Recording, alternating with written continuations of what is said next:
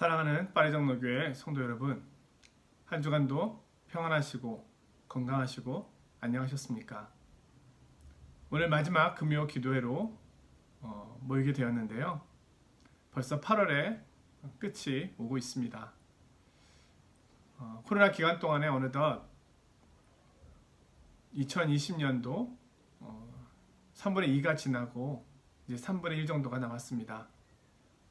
남은 시간도 힘을 내시고 또 주님께서 주시는 위로와 평안 그리고 건강의 복이 가득하시기를 주님 이름으로 기원드립니다.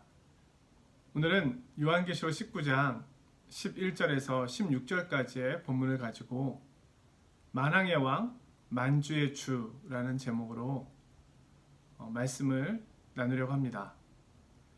제가 먼저 본문 말씀을 읽어보도록 하겠습니다. 또 내가 하늘이 열린 것을 보니 보라 백마와 그것을 탄 자가 있으니 그 이름은 충신과 진실이라. 그가 공의로 심판하며 싸우더라. 그 눈은 불꽃 같고 그 머리에는 많은 관들이 있고 또 이름 쓴 것 하나가 있으니 자기밖에 아는 자가 없고 또 그가 피 뿌리는 옷을 입었는데 그 이름은 하나님의 말씀이라 칭하더라. 하늘에 있는 군대들이 희고 깨끗한 세마포 옷을 입고 백마를 타고 그를 따르더라. 그의 입에서 예리한 검이 나오니 그것으로 만국을 치겠고 친히 그들을 철장으로 다스리며 또 친히 하나님 곧 전능하신 이의 맹렬한 진노의 포도주 틀을 밟겠고 그 옷과 그 다리에 이름을 쓴 것이 있으니 만왕의 왕이요 만주의 주라 하였더라. 아멘. 요한계시록에는 종말에 있을 악의 세력에 대한 최후의 심판의 모습이 순서를 가지고 나타납니다. 그런데 이 순서는 시간적인 순서라기보다는 최후의 심판의 과정을 다양한 모습으로, 다양한 각도로 보여주는 것이라고 할 수 있겠습니다. 지난 시간에 우리는 어린 양과 교회의 혼인잔치에 대한 말씀을 나누었고요. 바벨론의 멸망 이후에 또 심판받게 될 모습에 대해서 오늘 본문 이하에서 설명을 해주고 있습니다. 19장 11절에서 21절까지는 짐승과 거짓 선지자의 심판의 모습이 나옵니다. 또 20장 1절에서 10절까지에는 용의 심판과 멸망이 나옵니다. 여기서 용은 사탄을 의미하는 것이죠. 또 20장 11절에서 15절에는 불신자들의 심판과 멸망의 모습이 나옵니다. 오늘 우리가 읽은 부분은 다음 주 것까지 연결해서 볼 때 두 짐승, 곧 적 그리스도와 거짓 선지자의 심판과 멸망의 모습을 보여줍니다. 자, 오늘 본문에는 이들을 심판하고 있는 그분, 주님, 그분이 어떠한 모습으로 묘사되고 있는지 그 자세한 묘사를 먼저 보여주고 있습니다. 그 내용을 좀 살펴보려고 합니다. 먼저 성경에도 백마 탄 왕자 이야기가 나오는데요. 오늘 본문이 그러합니다. 오늘 주님께서는 백마를 타고 계십니다. 여기서 말은 전쟁을 상징하고 흰색은 승리를 상징합니다. 로마 시대 때 전쟁에서 이기고 돌아오는 개선 장군들은 하얀 말을 타고 들어왔습니다. 멀리서 백성들은 장군이 탄 말 색깔만 보고서라도 전쟁에 이겼는지 패했는지를 알 수 있었습니다. 자, 오늘 백마 탄 주님, 전사라고 표현해도 되겠죠? 싸우고 계신 이 전사의 모습, 전사의 이름이 네 가지로 나오고 있는데요. 11절에 충신과 진실, 12절에는 자기밖에 아는 자가 없는 이름. 13절에는 하나님의 말씀, 16절에는 만왕의 왕, 만주의 주. 자, 백마탄 전사의 모습은 눈이 불꽃 같고 머리에는 많은 왕관을 쓰고 또 피 뿌린 옷을 입고 있습니다. 이 백마탄 전사가 하는 일이 또 네 가지로 설명되고 있는데요. 11절에 공의로 심판하여 싸웁니다.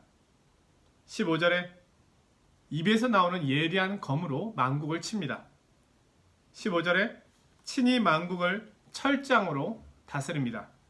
또 15절에 하나님의 진노의 포도주 틀을 밟습니다. 자, 이 백마탄 주님 누군지 알죠? 바로 예수 그리스도이십니다. 주님은 이 땅에 인간으로 계셨을 때 연약하고 초라한 모습으로 계시지 않습니다. 승리자로 또 만왕의 왕의 모습으로 그렇게 계시는 겁니다. 또 백마탄 주님의 뒤로 그 뒤를 따르는 군대들의 모습이 나오는데요. 그들이 희고 깨끗한 세마포 옷을 입고 있습니다. 자, 이들은 또한 누구일까요? 14절에 보니까 하늘에 있는 군대들이 희고 깨끗한 세마포 옷을 입고 백마를 타고 그를 따르더라. 결론적으로 이 세마포 옷을 입고 있는 이 군대들은 성도들이며 천사들이라고 말할 수 있습니다. 세마포는 성도들이 입고 있는 옷입니다. 흰 옷은 사대교회를 향하여 주님이 주신 말씀을 보면 승리한 성도들에게 약속한 옷으로 묘사되어 있습니다. 또한 라오디게아 교회를 향해서는 흰 옷을 사서 입으라 이렇게 말씀하기도 하셨습니다. 신구약 시대의 모든 성도들을 대표하고 있는 24 장로들도 흰 옷을 입고 있습니다. 또한 하나님의 성전 제단에 있는 순교자들도 흰 옷이 주어집니다. 요한계시록 17장 14절에서는 바벨론의 음녀와 싸우는 모습을 묘사하고 있는데 성도들이 함께 싸우고 있음을 보여줍니다. 그들이 어린 양과 더불어 싸우려니와 어린 양은 만주의 주시요 만왕의 왕이시므로 그들을 이기실 터이요 또 그와 함께 있는 자들 곧 부르심을 받고 택하심을 받은 진실한 자들도 이기리로다. 하얀 옷을 입고 있는 주님을 따르고 있는 큰 군대가 성도들임을 이야기해주는 본문이고요. 또 천사들임을 이야기해주고 있는 본문도 있습니다. 주님께서는 다시 오실 때 천군 천사들과 함께 오시겠다고 말씀하셨습니다. 마태복음 16장 27절에 인자가 아버지의 영광으로 그 천사들과 함께 오리니 그때에 각 사람이 행한 대로 갚으리라. 마태복음 25장 31절 인자가 자기 영광으로 모든 천사와 함께 올 때에 자기 영광의 보좌에 앉으리니. 데살로니가 후서 1장 7절 주 예수께서 자기의 능력의 천사들과 함께 하늘로부터 불꽃 가운데에 나타나실 때에. 요한계시록 15장 6절에는 천사들이 맑고 빛난 세마포 옷을 입고 있는 것으로 묘사됩니다. 백마탄 주님의 뒤를 따르고 있는 하얀 옷을 입은 성도들 그리고 천사들 그들을 향하여 오늘 큰 군대라고 이렇게 말씀하고 있는 겁니다. 또 하나 예수님의 이름에 대해서 자세히 좀 더 살펴보겠습니다. 백마탄 왕자의 첫 번째 이름은 충신과 진실입니다. 영어로는 faithful and true 이렇게 되어 있는데요. 불어로는 fidel et véritable 이렇게 되어 있습니다. 라오디게아 교회에 보낸 편지에 보면 주님을 충성되고 참된 분으로 이렇게 설명하고 있습니다. 이것은 예수님께서 신실하시고 참되시다는 것을 말씀하는 겁니다. 예수님은 약속을 반드시 지키는 분이라는 겁니다. 이 말씀은 반복되어 나오고 있는데요. 21장 5절, 22장 6절에도 나옵니다. 이 말은 신실하고 참된지라. 그는 공의로 심판하십니다. 사람들의 인정이나 속임수에 속지 않으십니다. 예수님은 신실하고 참되심으로 자신의 약속하신 것을 반드시 성취하십니다. 예수님의 재림은 성경의 모든 종말에 대한 약속이 성취되는 시간입니다. 또 다른 이름은 이렇게 설명되어 있는데요. 또 이름 쓴 것 하나가 있으니 자기밖에 아는 자가 없고, 고대 신화에서 이름을 안다는 것은 하나님이나 신의 능력을 소유한 것으로 이해되었습니다. 그리스도는 본서에 게시된 여러 가지 이름 외에도 어느 누구도 알 수 없으며 오직 자신만이 알고 있는 비밀스러운 이름을 갖고 계십니다. 이 사실은 그리스도께서 그 누구도 모방할 수 없는 능력과 권세를 소유하고 계심을 말씀하는 겁니다. 우리는 그분의 능력과 그분의 지혜를 다 알지 못합니다. 십자가의 지혜도 우리의 힘과 지식으로는 깨달을 수가 없습니다. 요한복음 21장 25절에서는 주님께서 이 땅에서 행한 모든 것을 다 기록한다면 이 세상이라도 부족할 것이라고 말씀합니다. 그런 면에서 그분의 이름은 신비입니다. 그분의 또 다른 이름은 하나님의 말씀입니다. 15절에 보면 예수님의 입에서 예리한 검이 나옵니다. 또한 21절에는 짐승을 따르는 무리들이 예수님의 입으로부터 나오는 검에 의하여 죽임을 당한다고 말합니다. 예수님은 말씀으로 세상을 창조하셨습니다. 마찬가지로 말씀으로 세상을 심판하실 것입니다. 또한 만왕의 왕, 만주의 주라는 이름입니다. 그 이름이 옷과 다리에 기록되어 있습니다. 이것은 절대 권력을 말합니다. 모두에게 그 이름이 증거되고 있습니다. 이 이름은 짐승과 싸워 승리하신 예수님의 이름입니다. 예수님은 오늘 전사의 모습으로 등장합니다. 아름답고 거룩하시고 온유하신 주님이 오늘은 싸우는 분의 모습으로 나타납니다. 그러나 이 싸움은 심판주로서의 싸움을 말합니다. 그리스도께서는 심판주이십니다. 그리고 공의로우신 분이십니다. 여기서 이 싸움은 사법적인 심판을 의미한다고 볼 수 있습니다. 누가 승리할지 모르는 그런 싸움이 아니라 마지막 판결을 위한 것을 싸움으로 묘사하고 있다고 이해하시면 되겠습니다. 예수님은 불꽃 같은 눈으로 모든 것을 보십니다. 세상의 모든 검사들과 변호사들은 증인의 말을 듣고 판단합니다. 그러다 보면 잘못된 판단을 할 수도 있습니다. 왜냐하면 거짓 증인들도 있으니까요. 그러나 우리 예수님은 모든 것을 알고 계십니다. 그러하기에 공의와 정의, 진실함으로 심판하십니다. 또 예수의 모습을 보면 머리에 왕관을 쓰고 있는 모습이 나오는데요. 이것은 만왕의 왕, 만주의 주라는 이것은 만왕의 왕, 만주의 주라는 표현입니다. 요한계시록에 나오는 용은 7개의 왕관을 쓰고 있고 짐승은 10개의 왕관을 쓰고 있습니다. 근데 오늘 예수님은 많은 왕관을 쓰고 계십니다. 이것은 예수님의 주권과 능력이 용이나 짐승과는 비교할 수 없음을 말합니다. 예수님의 주권은 우주적이며 영원한 것입니다.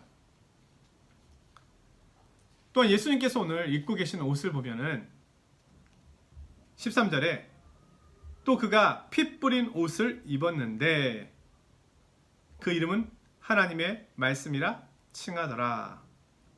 자, 예수님께서 입고 계신 옷에는 피가 묻어 있습니다. 과연 이 피는 어떤 피일까요? 누구의 피일까요? 이 피는 예수님께서 심판주로 오시기 때문에 15절에 보면 진노의 포도주 틀을 밟는 것과 관련이 있습니다. 다시 말하면 이 피는 교회와 성도들, 그리스도를 박해했던 이들, 그들을 향한 심판의 흔적이라고 볼 수 있겠습니다. 이사야서 63장 1절에서 3절 말씀을 보면은요, 에돔에서 오는 이 누구며 붉은 옷을 입고 보스라에서 오는 이 누구냐? 그의 화려한 의복, 큰 능력으로 걷는 이가 누구냐? 그는 나이니 공의를 말하는 이요 구원하는 능력을 가진 이니라. 어찌하여 내 의복이 붉으며 내 옷이 포도즙 틀을 밟는 자 같으냐? 만민 가운데 나와 함께한 자가 없이 내가 홀로 포도즙 틀을 밟았는데 내가 노함으로 말미암아 무리를 밟았고 분함으로 말미암아 짓밟았으므로 그들의 선열이 내 옷에 튀어 내 의복을 다 더럽혔음이니. 바로 주님께서 심판하신 것에 대한 결과, 또 심판주로 오시는 것에 대한 모습이, 주님께서 심판하신 것에 대한 결과, 또 심판주로 오신다고 하는 모습이 이 피 묻은 옷으로 묘사되어 있는 것입니다. 메시아 예언의 시편인 시편 2편의 9절에 보면 내가 철장으로 그들을 깨뜨리며 라고 말씀하고 있습니다. 그래서 철장은 쇠몽둥이를 말합니다. 하나님께서 그렇게 심판하신다는 겁니다. 사랑하는 성도 여러분, 오늘 요한계시록 19장을 통해서 우리가 다시금 확인하게 되는 것은 주님께서 반드시 다시 오신다는 겁니다. 주님께서 다시 오실 때는 이전에 오셨던 모습과는 다릅니다. 연약한 모습이 아닙니다. 그는 심판주로 오십니다. 권능자로 오십니다. 하나님으로서 오십니다. 그날이 다가오고 있습니다. 주님께서 오실 때 그분을 알지 못하고 또한 그분을 대적했으며 이 땅에서 악을 행하였고 죄악 가운데 있었던 모든 이들은 그분의 공의의 심판을 받게 될 것입니다. 하나님의 백성을 박해하던 짐승과 거짓 선지자는 철저하게 심판받게 될 것입니다. 우리는 주님의 뒤를 따르며 영원한 승리의 노래를 부르게 될 것입니다. 이 세상의 주인은 예수 그리스도이십니다. 세상의 왕이 아닙니다. 이 세상은 지금 코로나19 바이러스뿐만이 아니라 기후변화, 또 정치적인 문제, 또 종교적인 문제, 사상과 이념의 문제, 또 인간 안에 내재하고 있는 죄악의 문제들로 인하여 신음하고 있으며 난리와 난리의 소문 가운데 있습니다. 그러나 세상 나라는 무너지지만 하나님의 나라는 영원히 서게 될 것입니다. 그날이 가까이 오고 있습니다. 오늘 그 나라의 약속을 바라보면서 오늘 우리에게 주신 믿음의 길, 신앙의 길을 인내로써 잘 달려가실 수 있기를 원합니다. 말씀을 마쳤고요. 오늘은 모두 금요 기도회로 모이는데 모두 금요 기도회를 드리는 날은 특별히 나라와 민족을 위해 기도하는 날입니다. 우리 대한민국을 위하여 기도해 주시고 일부 소수의 정치적 편향을 가진 교회와 목회자들에 의하여 지금 한국 교회와 또 한국 사회가 큰 염려와 근심 가운데 있음을 봅니다. 제2의 신천지라는 이야기를 듣고 있는 그런 교회와 목회자의 모습을 보면서 정말 마음이 아프지 않을 수가 없습니다.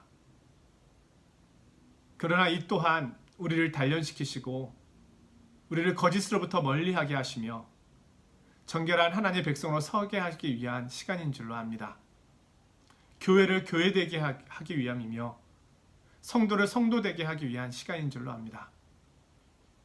이를 위해서 기도해 주시고, 그리고 아울러서 우리 각 성도님들의 가정의 평안을 위해서 이제 9월부터 학교가 새롭게 개학을 하는데요.